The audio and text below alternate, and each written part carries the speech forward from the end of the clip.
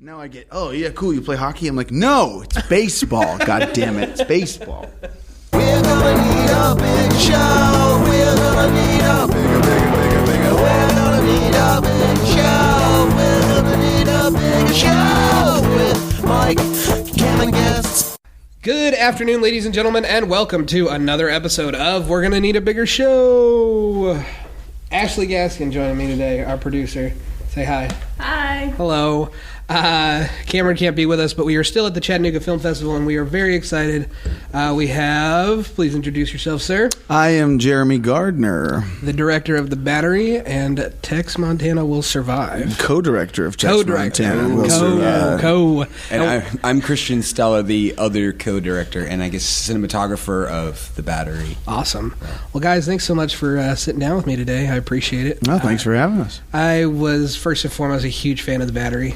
I really had no idea what I was going to get into. You know, I had seen a trailer, and then I was like, well, you know, zombies. I mean, it's a big thing right now. So, but I love independent stuff, so I was like, okay, let's give it a shot. And man, I was just blown away. I mean, thanks. So, before we get into that, though, I mean, what was your early life like with film? I mean, has film always been kind of a big part of your life, or, I mean, did that come later on? I mean, well, I always loved film. Obviously, I was just, you know, I devoured whatever I could find when I was a kid. But I started making little short films with Christian, Stella over here when I met them in high school, and we just made little short films about like killer Beanie Babies, and then the next Christmas when Furbies were all the rage, we made a movie about killer Furbies, which was a spoof of Psycho.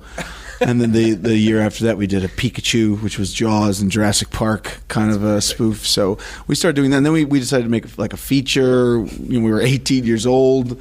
We shot for like 4 months over the summer about evil killer plastic bags. Are you catching the through line here? Everything is evil and killer. Mundane evil killer. Yes, that's all you do. Just pick a thing and then make it evil and killer, and then you have a movie. That's how everyone should start, I think. Yeah, except that we made that like killer plastic bags into a 90-minute drama. Full on, like super earnest, like from dusk till dawn esque drama. So even then, I mean, was it just recruiting friends, you know, getting help wherever? I mean, yeah, that's what. I mean, we had no film school to speak of. We all dropped out of school because we were in Florida, which it doesn't matter down there. You can. No, this when you drop out of school, you get a higher education in Florida. It really is. Yeah. It seems to be that way here too. I mean, I did the same thing. I was like, I'm not learning anything for film or anything like that. You know, I need to just do my own thing. Yeah, well, I wasn't learning anything for anything. Right. It's like, sure. My history teacher is really only teaching history because you have to teach a class if you want to be a coach. So he was the basketball coach, and then he would just be like, "Yo, read chapter 5 and answer the questions." And I was like, "Okay, this guy's really, really, really sparking my curiosity in my brain."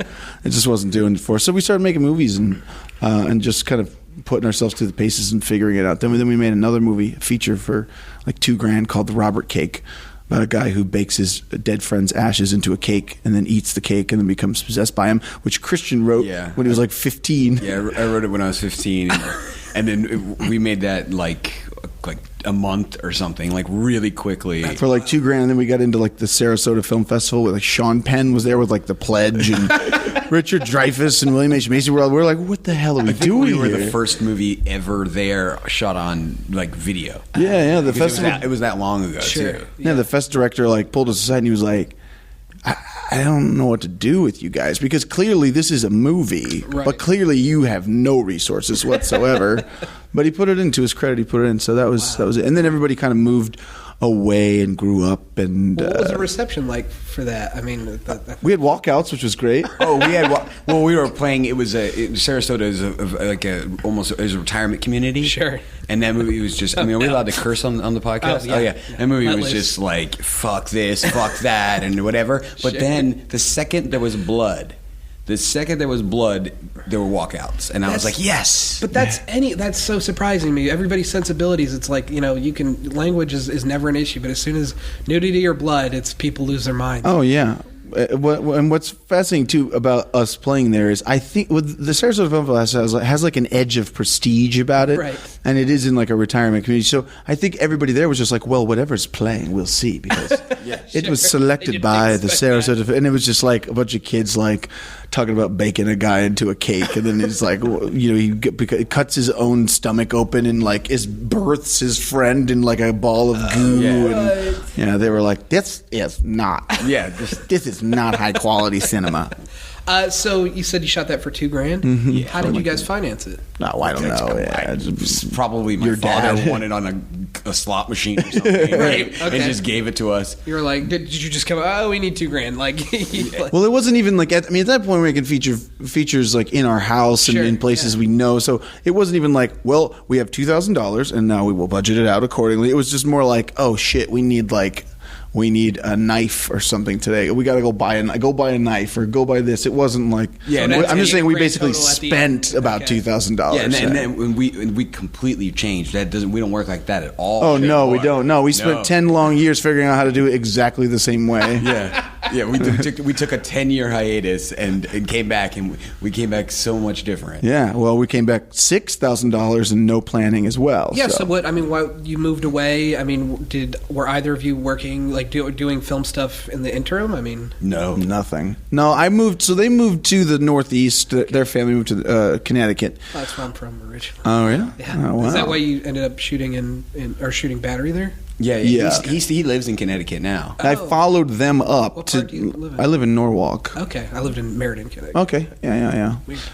Yeah, well, it was weird. Yeah, it's a weird place. It really is. It's that thing between Massachusetts and New York. Right?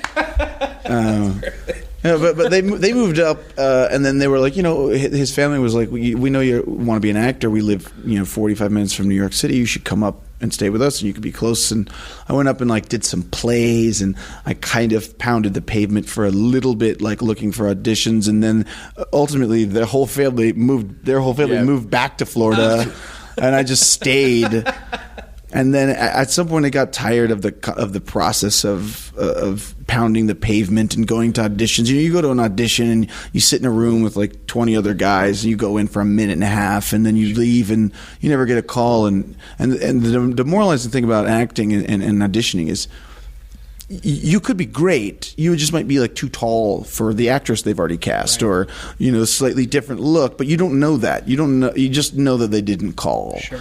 Pat talked a little bit about that yesterday. We sat down with Pat Healy, and I mean that's got to be a disheartening experience. I mean, you're kind of putting yourself out there. I mean, is that why you just kind of said, all right, enough is enough? Well, that's what I mean. That's what it was. I mean, I had the confidence in my abilities, and I had the confidence in our abilities to make a movie, and I truly believed that if we thought about it carefully, we could construct an engaging story around our resources and make something, especially with the way the technology was catching up, we can make something that people that could play on a level with like real movies. Absolutely. And so I just decided I'm just going to write myself a role, make a movie, get it out in the world, and then maybe I can get work from people seeing the work I made for myself, rather than just blindly going to auditions and stuff. And so far, it's worked. I mean, I've been in like 3 movies. I keep meeting amazing filmmakers, and so I just got offered a role outside. Actually,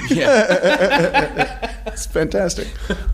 Living the dream now. So, talking about the Battery, I mean, you said that you wrote it, and that you wrote yourself a part. I mean, what was the pre-production like? I mean, how do you decide? Okay, this is it. What was it like? What do we do now? It was 2 years of Jeremy saying, "Hey, let's film this movie," and me saying no. Yeah, he really. Why were you against it? Well, I'd never shot our old movies. Okay, I just wrote one of them. Sure. And helped and did like PA type stuff. Right. So I became a food photographer over the years, and it was like suddenly I kept upgrading my camera as I got more and more food photography jobs, and then I had a pretty good career going in food photography, and I was like, let me get this camera that can also shoot a movie, because Jeremy keeps saying he wants to shoot this zombie movie. What was the camera? The 5D Mark II. Okay, yeah.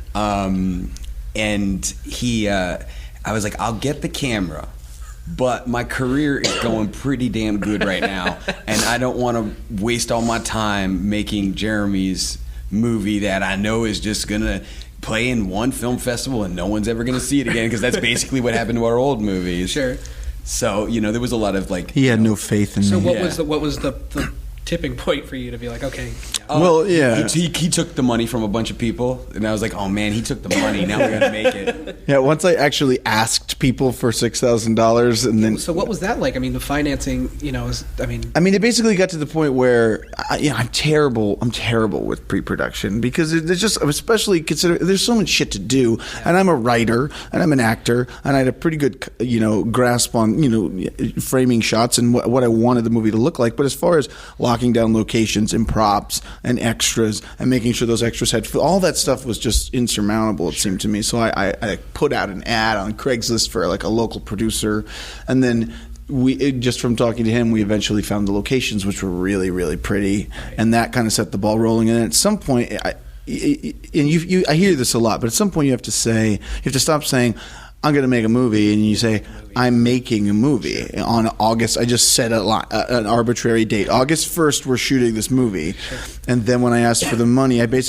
had been talking to people I work with at the restaurant that I still work at, because filmmaking doesn't pay you anything. No, it doesn't. No. But I was talking to buddies and bartenders and stuff. I said, hey, if I ever asked you for $600 for a percentage stake in this movie, would you give it to me? And they'd be like, yeah.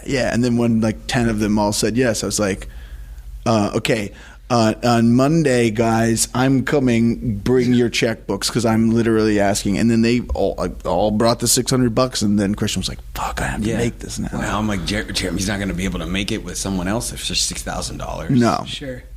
So from there, I mean, you cast your other lead, Adam. I mean, what was that process like? That process was me basically hemming and hawing and not being able to find a co-lead for the movie, right. And Christian like booking his plane ticket up here, then going, wait, you still don't have a Mickey, do you? And I was like, no, it's fine, I got one. He never had anything. I had nothing. There was not a single zombie cast when I got there. None. Except for my wife, who played the booby zombie in the movie that right. gets the car. And that was in the air. It was like, well, if we can't get such and such, she's willing to do it. Yeah. No.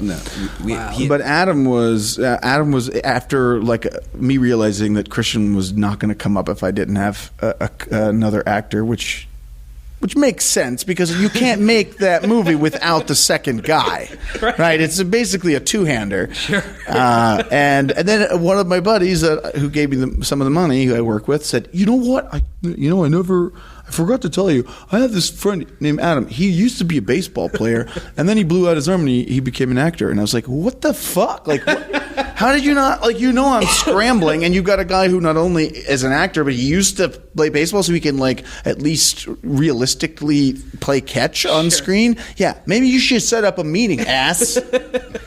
And then I did, actually. The first meeting with Adam was like, I was like, bring your glove, and we just like played catch and talked about the script, and I was like, okay, you're in. I don't have any other options. No. It was great. It was great. And then he ended up becoming a producer, and then just spiraled out. Really? Okay. So I mean, what was the shooting like? I mean, it had to be pretty tight, and it just looking at the movie, it just. And I haven't had a chance to see the behind the scenes documentary yet. Oh yeah, that's why we're saying all the shit that's in that documentary. Yeah, I'm dying. You should just play that and push record and record the audio from the documentary, because that's like what you're getting. That's like our second movie. I mean, right? It's 90 minutes long. Yeah, that was what's so impressive about it to me. I was like, wow, I need to get my hands on this thing, but no, I don't have to. No, that's not true. But so I mean, just looking at the movie, it looks really hectic and stressful. And I mean, knowing that, it was on such a small budget, I mean, what were some of the challenges you faced while you were shooting? Well, we shot the whole movie in one day. So I mean, the challenges are, it was all challenges. Everything goes wrong at all times. It's like you get to a location, you only have the location for 3 hours, and there's a lawnmower, or the lawn crew shows up at the same time. We closed down a road. We had a whole road closed down for us. Right. We get there, and we needed this road because it was the only dirt road in town. We get there, they're paving that dirt road. There's a steamroller just paving the road on that particular day. It's like, oh, no wonder they were able to close it down for us, because it was already closed for paving. Oh, no. And then, of course, we could maybe turn this way and shoot on that road, but you've got the boop, boop, boop, steamroller just rolling down like slow. We would literally do a take as it was like coming towards us, and then it would pass. And then Adam had to go like ask the steamroller driver to like, can you go pave that way for just a minute, like, and let us finish this? Yeah. Which and now we also cut that scene out. No, that scene is now 3 seconds. It's in the opening credits. But there were, we got the car and we got the car up to set the actual station wagon, and we start shooting the day one at the hotel where Christian's talking about the lawn crew, and then there's a giant hornet nest in the door panel on the inside of the car. That suddenly we drove it 300 miles, and then suddenly the hornets are like, hey, wait, this doesn't when we went to sleep. And they came out like with a vengeance, just hornets flying out of the car. So we're like swinging bats and spraying stuff and trying to get the hornet, because he's like, you'll die. I'll die. I say I'm Macaulay Culkin and My Girl. I'll explode. My face will explode. And of course, you can't shoot at a hotel that's in the middle of nowhere, because hotels are on roads. That's how people find hotels. So of course, there's just traffic going on behind us, and that was day one. And it just got worse. Filming an apocalyptic movie is really hard, even in the middle of the woods. Sure. For some reason, there was always a lawnmower going. Always. And we're like, where are we? We're in the middle of nowhere. Somebody is mowing the woods, and there's planes, and it's hold for plane. You know what's funny is we first of all, you think, oh, it'll be easy to shoot a movie with two guys in the woods, and then you realize we can't show any lights. You can't, because no electricity. No electricity, and then you can't have a plane fly overhead or hear a car, and we were just like, it became a nightmare. And then we just went back and shot Tex Montana in the same city, another movie about a guy who's supposed to be completely in the woods and alone, and it was just like, every single cut in every single outtake of Tex is just fucking trucks. Trucks. What is it? Truck o'clock. It was always truck o'clock. There's always people, and we're literally talking about like a town in the middle of nowhere, northwest Connecticut. Sure. Yeah, I think in Tex Montana it says 1,000. He's supposed to be in a preserve that's 1,000 square miles of nothing. Wow. And it's like, so then we trucks, plane.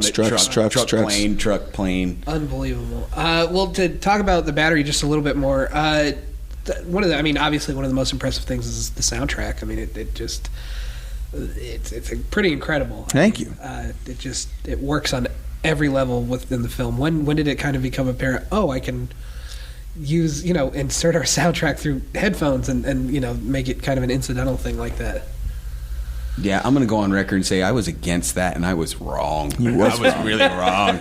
I was like, I don't think there should be music in this movie. Oh, wow. I was like, that's so not post-apocalyptic. I was like, these guys should be alone, and you're going to be hearing another person's voice in the songs. And I was like, it's not like so lonely anymore. Sure. You that have makes other sense. voices. That does, But I was really wrong. You were wrong, I yeah. was really wrong. Yeah, well, no, that was in the script. That motif was in the script, and Mickey hides in his headphones, and we knew we were going to be. I knew from the start we were going to be able to inject songs in there that way, which I think is fun because needle drops. I like needle drops. I like songs that play in movies. Maybe it's a little manipulative, but fuck, Scorsese does it. Who cares? It's like, it's cool. Yeah. But to be able to actually use, an on-screen motif to actually find a way to, naturally put that song into the movie. Sure. Was a great workaround, and we found the bands randomly. A band I loved saw something we put on Twitter, Rock Plaza Central, and then he's like, "Hey, cool, you guys gonna use our music?" And then he allowed us to use our music, and then suddenly he's recording a cover for us, and then suddenly I'm like, one of my heroes is like my friend, and I'm like, "What's going on? This is amazing!" And then he put us in contact with some other bands who were wonderful, and Christian knew some bands from Florida. We probably spent like $1,000 total on like every song in that movie. And the songs that we actually spent money on, it was just for like legal reasons. Clearance. Like the cover. The cover. The cover was a public domain. Oh, yeah. Okay. But it's it'd be just like, oh man, yeah, you can use our song, and then be like, oh, I totally forgot that. Yeah, like he lives in Canada, but he has like he has a small U.S. label that had it, so we had to go through them. But they like gave us the 2 songs for like $250 a piece, like worldwide rights. So it was great. Yeah, that's incredible. It was awesome. Yeah, and I mean the moment with Anthem, I mean that is just that's become like my anthem. Like anytime I get down on myself, I'm like, nope, this fucking song. Just put it on and dance it away, right, buddy. I love it. No, I love it too, man. I could never have imagined that we would have gotten those guys to sign on. Yeah, and we really had to too, because we didn't film an alternate version of the scene. Yeah, he didn't sing it. Yeah, in the script it says he puts on headphones, pushes play, and dances to "Anthem for the Already Defeated," and then it's just like they can take our, but it's like in there. And I was like, well, we're gonna film an alternate take where you're just not lip syncing, you're just dancing, so that we could put any song in it. Mm-hmm. And then I think we were like, man, we're really tired and it's dark, and we were afraid to walk through the woods. Well, we were in the middle of the woods in the middle of the night, and we were like, we should probably just back it up and go. Sure. So then we had to pretend we had filmed an alternate scene in case that they were like, oh well, you've now shot it with the guy singing it. Well, it's going to cost a little more now because they know we were stuck with it. That's such a scary move. It was, like but they didn't. It never came up. And actually, what was great was,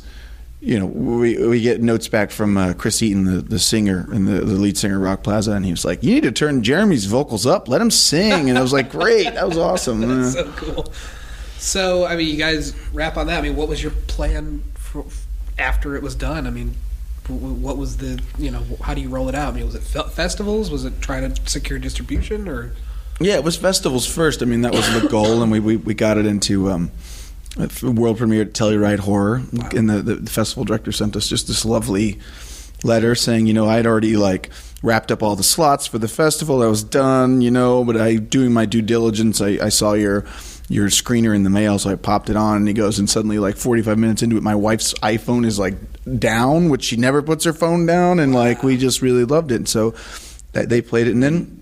We had a dry spell though. I mean, a huge from Telluride Horror from 10 festivals in a row. Really? Oh yeah, and then we ended up signing our digital rights away because we were like, well, that was it. That was our festival run. Right. And then randomly got an email from Imagine Film Fest in Amsterdam, a big, wonderful, beautiful festival, and they were like, hey, we'd love to play it. And then from that. Because there's a genre film festival union, like a network, and so once Amsterdam played it, then suddenly Dead by Dawn Scotland was like, hey, we want to play it too, and then suddenly it just started cropping up in a lot of festivals, and we kept winning. Yeah, so we go to Amsterdam, and their audience award is it's been won by Donnie Darko and From Dusk Till Dawn and The Raid, Silence of the Lambs. It goes back 25 years, and then we and you could see every day on the website the audience votes the percentage going up and down. And with the fact that we won that was totally absurd.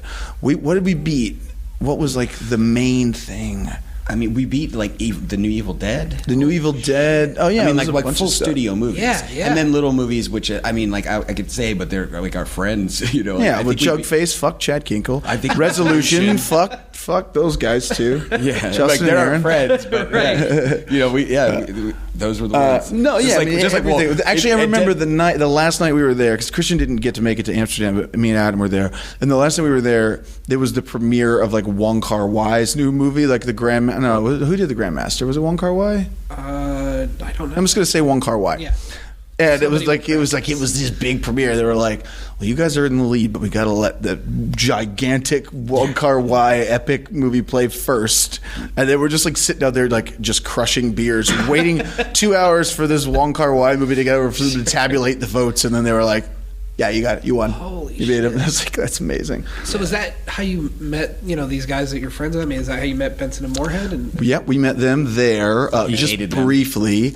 Did you really? They didn't hate them. I was just like, these guys are fucking full of themselves. Look at them. They're they've got so much bravado and they're just Had you seen the movie yet, though? Had you seen We literally flew in to Amsterdam that day, went to the hotel, came to the festival and Resolution was playing, and I was like, Adam, we have to go see this. Those guys are going to be here. Sat down and I fell asleep in 5 minutes. And I was so tired. I woke up and I was like, oh my God, Adam, tell me what happened in that movie so I could pretend I saw it. But then we ended up like just meeting them briefly, and then they left. But then we found out that they were going to be at a festival in Brazil a couple months later that we were going to, and we ended up spending a week down there and had just a blast. I mean, they're wonderful, really whip smart, intelligent guys. But you know, me being on the outside, I didn't go to either. I didn't go to either Imagine or Brazil.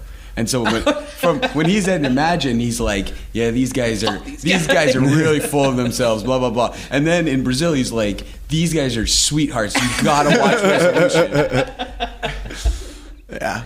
And then we went, and then Christian was like, "Oh shit, they're having a lot of fun in Europe, winning awards." So he flew to Scotland. I flew to Scotland so that I could sit next to Chad Crawford-Kinkle, who I'm now like best friends with. Yeah, he's amazing. As we won the audience award, like Jeremy got me right in the seat next to Chad, and I was just like, oh, because I was like, yeah, he should have won. You know, his movie shot on an Alexa, and it's beautiful. Is that Jugface? No, Jugface. Well, that's the thing too about festivals, which is, you know, I don't think it's that big of a surprise that. Was The Battery better than Wong Kar-wai's movie? Fuck no. It was that we were there for 6 days. We made ourselves available to everybody. We were always talking to the people, having beers with the audience and the crowd afterwards. That's how you win an audience award. You win the audience over. Jeremy makes himself big available. Q&As and dancing. Sure. You know, I'm doing the dance on the stage and things like that. It's like, is it? It's not really quality. It's more about showmanship at that point. I don't for a second think that The Battery was better than 90% of the movies that played at Imagine, but it's just it's an audience award for a reason. Sure. The audience liked it and liked us, and that's the one thing I've always said I like about Kevin Smith is that you love him or hate him, he's out there. He puts himself out there and it makes himself available to his fans in a way that's. You kind of have to. You kind of have to hustle at this point. Sure. You really have to. I mean, if we go from making a zombie movie to making like a little movie about it, like a comedy about a guy in the woods, we got to somehow hope that the people who liked The Battery also liked us and are willing to go to this place now. Well, that's a big leap too. I mean, if you watch, just for anybody who wouldn't be familiar with you, if they were to watch the trailer for The Battery and then the teasers that are available for Tex Montana, I mean, the tone is just night and day. Yeah. So, I mean, what was the thinking there? I mean, what made you want to switch gears and do comedy? You know what we didn't do in the Q&A? Do you want to tell the story of how, like, how this movie came to be? I would love. How it really came to be? Well, it sounds like you know it. So. That we were watching Benson and Moorhead's VHS segment. Bone Storm, yeah. And but an early cut, they were asking for any not advice, but like our opinion on it. Sure. And Jeremy goes, "What if VHS came to us and asked us to do a segment like that?" He goes, we're playing on the same festivals. They could come to us and ask us to do a segment. And I said, I will never shoot a found footage movie in a million years. Yeah. So I made him shoot a found footage movie. But I had that idea for a while. An hour later, he had convinced me. To shoot Tex Montana. Mm-hmm. But he had the idea in his head. But I'm saying that was the first time you told me the idea, and it was like within an hour. Well, no, but it wasn't the first time I told you, because the first time I told you, my original idea. Yeah, he didn't give a shit because he was found footage. Because my original conceit was, why don't we do a Survivor television type show where the guy gets out there and he's fucking hunted by a creature, and we make this monster movie of one guy out in the woods shooting a show, and Christian goes, "Oh, fuck that." And then after seeing Bone Storm, something clicked, and I went, "Oh my God, it's a comedy. It has to be a ridiculous Anchorman type Eastbound and Down guy instead of it trying to make a serious horror movie under those strictures. We just got to make it a total absurd. We comedy. Couldn't think of a creature. We were like, well, Bigfoot. We were like, Willow Creek just came out, and then it also becomes at what it's easier to bend the rules of a guy who's making a show and is a complete idiot and narcissist keeping filming than if a guy's getting attacked by a monster. At some point he's going to just stop filming. And that's one of the things we always don't like about found footage is if you're going to make a found footage movie, you have to know immediately that on some level people are going to go, why is the camera running? Why is the camera there? Who's holding the camera here? That doesn't make sense. And so we were trying to build the conceit of a found footage movie around why it would exist. That's how he convinced me to film a found footage movie. He's like, well, it's a guy filming a television show, so it has a reason to exist. Like, it's not just a kid's holding a camera just for the sake of holding a camera. And also, it's a guy filming a television show, so it's allowed to look good. Yeah, it can look prettier. Yeah, it doesn't have to be home video, shaky home video. It could be a guy with a tripod. And that was the idea. There's a guy with a lavalier mic, lapel mic on at all times, a wireless mic, because he's filming a show. Anyway, we also found a way around the whole thing that bugs some people about found footage, which is who would assemble this footage into a narrative of people getting murdered or whatever it is. And it was just like, well, he is constantly addressing his editor on screen. Sure. And you eventually come to find out that his editor is releasing this because it's a fuck you to him. Like, he's an asshole to her. So now you have a reason for a guy who thinks of himself so seriously and thinks of himself so highly to have all of this like negative footage out there of him because it's like a fuck you to the boss, basically. Sure. So all of those reasons are why we train. But we also just did it because we were trying to hustle and get money to make a bigger horror movie, and it's too slow. So we were like, fuck it, let's just go back out in the woods and make a movie together. So can I ask what the budget was on Tex Montana? Yeah, it was $1,500. Oh, shit. Yeah, we went down instead of up. We went from $6,000 on the battery, and we were just like, you know what? Let's go out, let's each put $500 in, and let's own this thing outright ourselves. Yeah, it was Jeremy, myself, and Adam, Mickey from the battery. Sure. We all just put in $500 of our own money, so that we're the only owners, unlike the battery where we have like a ton of our friends. The battery has like 12 investors. So but like with that, I mean, why was I guess it's in vogue to crowdfund. I mean, was that ever an option? I mean, was it? I'm not a fan of Kickstarter. Sure. For film funding, like the thing that I don't like about it is the way the festival world works. Uh-huh. You finish the movie, and then you'd have to premiere the movie and take it on a festival tour, but you couldn't give it to your backers because then it would be pirated.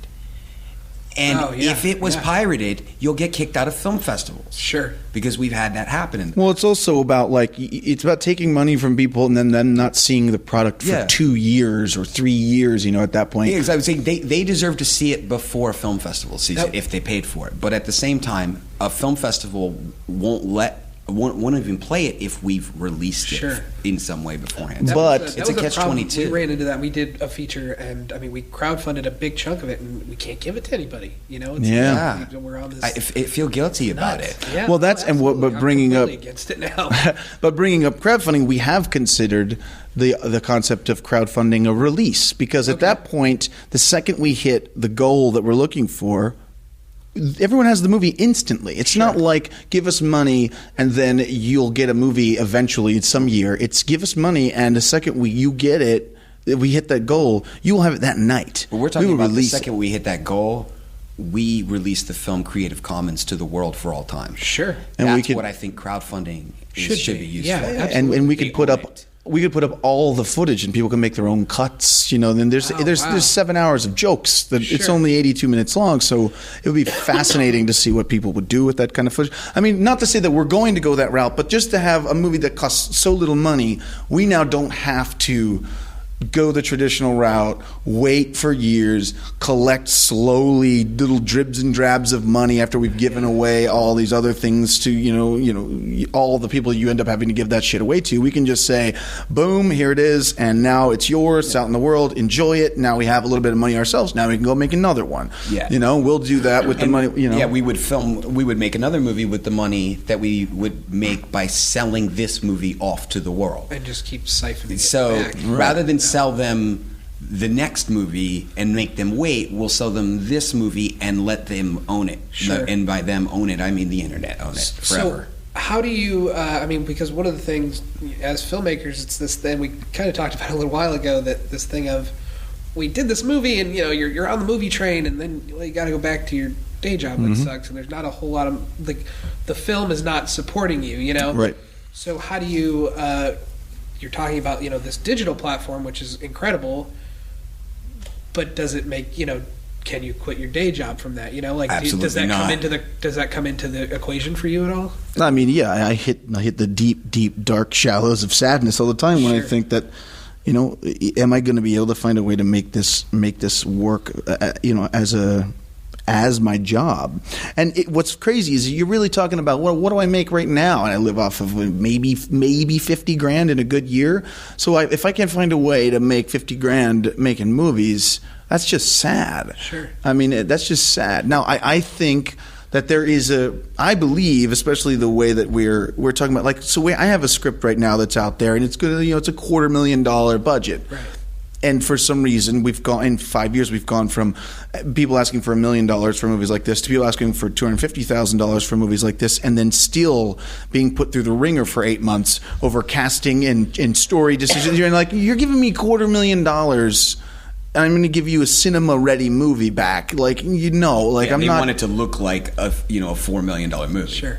Yeah. And they want the kid from Twilight in it, and they want this and that, and you're like, no, why am I making these concessions for such a small amount of money? I'd rather just make the movie for $50,000, get a friend to do it, and just say fuck you, let's just do it ourselves. And so I believe that that's going to be how we eventually are able to make a living. Is I'm always thinking about the next movie that we can make that costs less than $20,000, that we can make ourselves, that we can find a way to release ourselves. And if we can make money on Tex, a decent amount of money, where we can take at least 6 months off, then in those 6 months, instead of me, working 40 hours a week, I'm only working on getting the next one going. And then by the time that one's out there, then you've got money coming in from the last 2 and then 3. And you just have to find a way to get yourself that one good chunk of time where all you're doing is focusing on making movies. And then you can snowball it. And that's Tex. We shot Tex Montana. How many months ago? 15 months ago. Yeah. Wow. Oh, and shit. it wasn't touched. We didn't have time. We didn't have time to finish the movie that was already in the can because we were working. I came home and I edited the 2 teasers that are online. Yeah. And that movie was not touched again for 13 months, and we only went back to it like 2 or 3 months ago.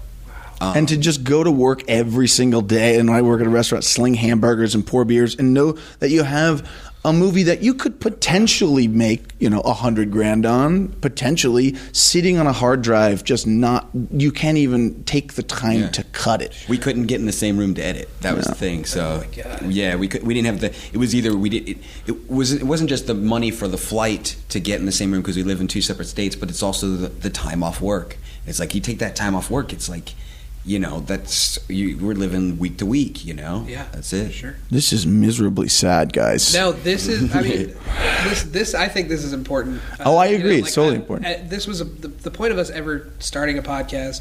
My co-host and I, Cameron, we're both filmmakers. We want to talk to people, who we admire and, who are, potential contemporaries. And it's people who are around our own age and stuff. And it's just like, this is really important. So, I really appreciate you guys sitting down. Yeah. Probably edit all that shit out. No, you leave that in there. That was heartfelt and true. Don't you cut that out. But, so, Tex Montana, so you do this comedy? When you got, you said 2 or 3 months ago, did you send it out to people, like your... Christian finished this movie Wednesday. And drove it from Orlando for our world premiere yesterday. I burned the Blu-ray. I was rendering it all night. I burned the Blu-ray and I sat down. I had to watch it all the way through, which is like after I've been working on the movie for like a month solid, I'm just like, I don't want to fucking watch this thing again. And I'm like, let's just watch it. And I'm like, and I can't even watch it in fast forward because I got to listen for audio glitches, and I can't do anything else. I can't pack while I'm watching it because I got to look for visual glitches. And then the second it was over, I was like, great, burned 10 Blu-rays. got all my shit in a suitcase, got in the car, and drove from Florida to Tennessee. So when you tell me that we're having projection issues yesterday, that means even more now. Like that's horrifying. Oh yeah, no, yeah. Oh, yeah. We literally brought. I mean, Chattanooga Film Festival. They have never seen it until yesterday. They've never seen the movie. They loved The Battery, believed in us to the point where they were just like, yeah, whatever you got, we'd love to play it. Wow. And that's amazing. And we were like, you do know it's. It's like it's one dude in the woods. Yeah. So well, I mean, we've been commenting, the last 2 days we've been here, just what an incredible festival this is. I mean, we live closer to Nashville, and that festival is a fucking turd. I mean, it's the most pretentious, Yeah. And I find this one, and it's just all genre cinema and just things that people can really sink their teeth into. Yeah. Well, yeah, and as a filmmaker, I mean, they do a really good job of trying to just kill us with alcohol. I mean, they do a really good job. Yeah. No, I mean, for a fest in its second year, it's like, the amount of people and filmmakers and actors that are coming through here that are getting to talk and meet. I mean, the fact that I just did an acting class with Pat Healy, and then Pat Healy's like calling me, and I'm like, I got Pat Healy's number now. I just worked with Pat Healy. These are the things that are so important about the film festivals, not just the fact that maybe the people in Chattanooga are going to get exposed to films that they may never have been able to see before, which is amazing of its own. But it also cultivates relationships among filmmakers and creatives that you might not have otherwise, that might lead to something else down the road, some collaboration, which is just, that's why I try to go to as many as I can. This one's especially social though, right? I mean, it's very social, especially in their second year. I mean, their lineup is fantastic, and they're sitting in the lobby yesterday. The bus pulls up, and here comes Pat Healy and Jason Eisner and Elijah Wood, and all these people getting off this bus. I'm like, that's the coolest fucking bus I've ever seen. I know. We were supposed to be on that bus, right? Yeah, but he had to pick up his girlfriend from the airport. Right. Oh God. we would have been on that bus, but that's how it is. It's like, hey, you guys want to go get free pizza with Elijah Wood and Pat Healy, and I'm like, yeah. Wait, I'm allowed to eat pizza with you? Well, guys, I think that's a good place to stop. Thank you so much for your time today. This has been an absolute delight. Thank you so much. It was wonderful. Thank you for having us. So for a bigger show, this has been Mike D. Thank you all so much for listening, and we will catch you next week. Goodbye. We're gonna need a big show. We're gonna need a big